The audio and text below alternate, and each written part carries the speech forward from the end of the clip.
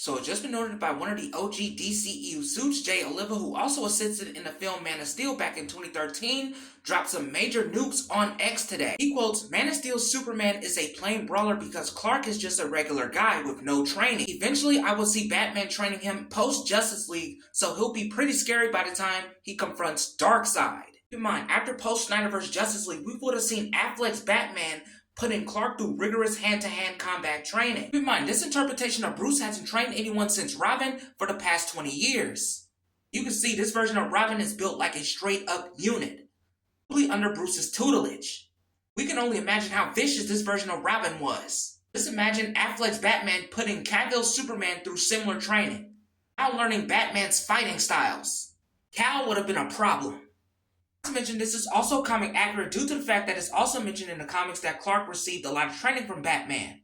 And not only he would have received training from Affleck's Batman in the DCEU Snyderverse, it's also implied that he most likely would have received training from Gal Gadot's Wonder Woman as well, in the art of Amazonian combat. It's also accurate due to the fact that Diana has also trained Clark on multiple occasions in the comics, probably in the art of Amazonian warfare, and this came quite in handy with Clark when he fought countless enemies throughout the comic story arcs. Not to mention the scrap Justice League sequels would have took place right after post-Justice League.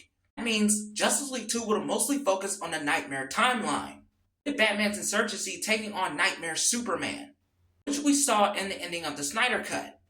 And keep in mind, this Superman would have already had fleshed out training from Batman and possibly Wonder Woman.